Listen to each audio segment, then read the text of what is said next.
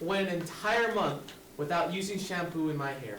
It was the nicest, cleanest, and healthiest my hair had ever been. And now I am positive that my hair has never been stared at by more people at once. But I can assure you, your hair does not need a daily regimen of shampoo in order to be healthy, clean, or even oil-free. And I ask of you, everyone in this room should reconsider their relationship with the product they use and how often they use it.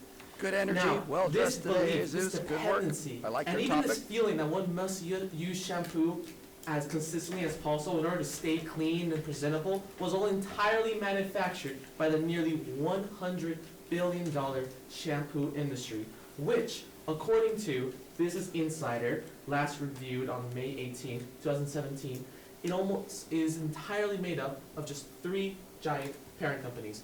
That being L'Oreal, That's L'Oreal. Unilever, and Procter & Gamble. Yeah, I'm sure some of you L'Oreal, guys what's already the recognize some of the products pronunciation? you use on your day-to-day.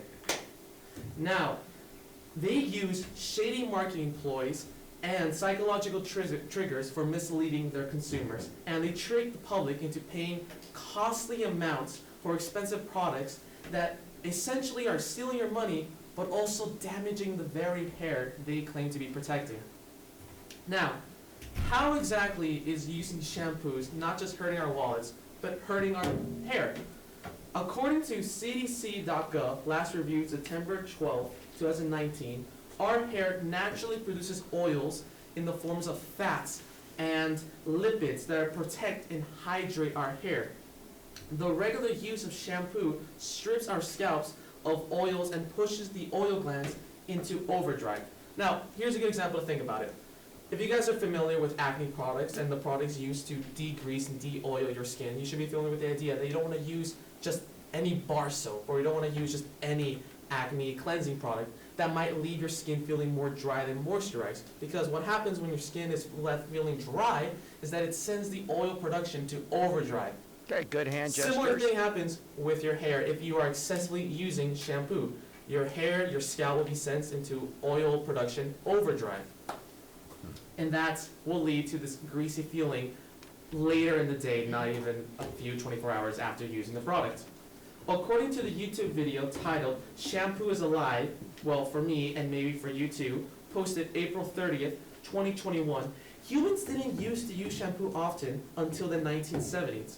It all started with an aggressive ad campaign targeted towards white women in particular, claiming that not using shampoo led to a dirt buildup in their hair that would quote-unquote weigh it down. And that the only way to get hair that looked natural, puffy, and beautiful was by using their product consistently to clean and rid the hair from all of the unnatural and grimy things into it.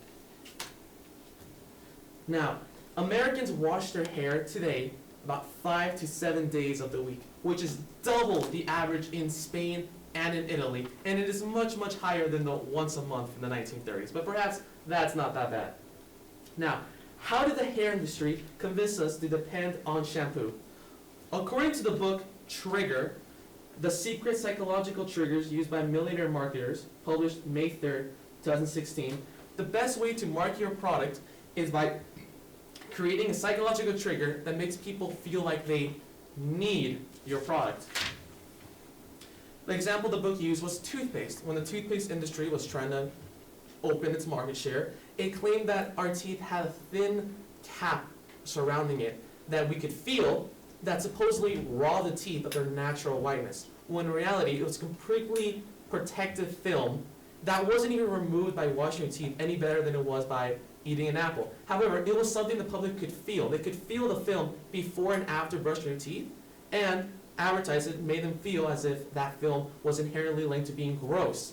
It was a beautiful trigger right there. And also, they're demonizing the idea of greasy, dirty hair with marketing tactics such as using pseudo 3D commercials that have no basis in reality whatsoever, and every time they show a doctor, it's always just an actor, and they don't know what they're talking about. Now the question is, how do we kick this dependency and best clean our hair? The first solution is just be patient with our hair's natural oils to balance out. If you decide to join the NoPoo movement and quit using shampoo cold turkey, then you will notice for the first 2 weeks, your hair will still be out of balance. Your hair will still be producing these massive amounts of oil because it's so used to the shampoo constantly stripping it clean. So for the first 2 weeks, you're going to be dealing with somewhat greasy hair. You're going to be washing it out with water very frequently. But after those 2 weeks, the oil production glands should balance out. We have to beware of harsher products. Head & Shoulders is something to not buy. It's one of the harshest products. Many hairstylists will recommend you stay clear of it, and it was a product I used to use. And I remember when I first broke the NoPoo movement and I started using my Head & Shoulders, I immediately felt my scalp being dry. It was because it's one of the worst products you could use. Instead of using shampoo every time you shower, you should only use it 2 to 3 times a week and rinse with water the days you're not using shampoo. That will keep your hair from developing this dependency on the shampoo. According to the YouTube video titled Water Rinse versus Shampooing Your Hair, posted October 13th, warm water opens your cuticles and cold water locks in moisture. Now, the best idea for not using shampoo is that ideally you shower with lukewarm water and you're scrubbing your hair as if you had shampoo. You're scrubbing your hair, and then after a while you finish off the shower with a cold rinse, and that cold water will cause your hair to lock in moisture. In conclusion, this dependency to shampoo is actually dangerous for our hair, and we were only tricked into this constant cycle very recently. And it could be combated with the use of patience and awareness. But the truth is, we are social creatures. We depend on social acceptance and to feel like no one will reject us.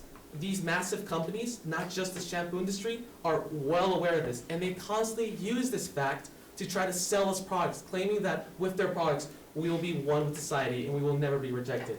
And we must know this as to not fall victims for their marketing ploys. All right.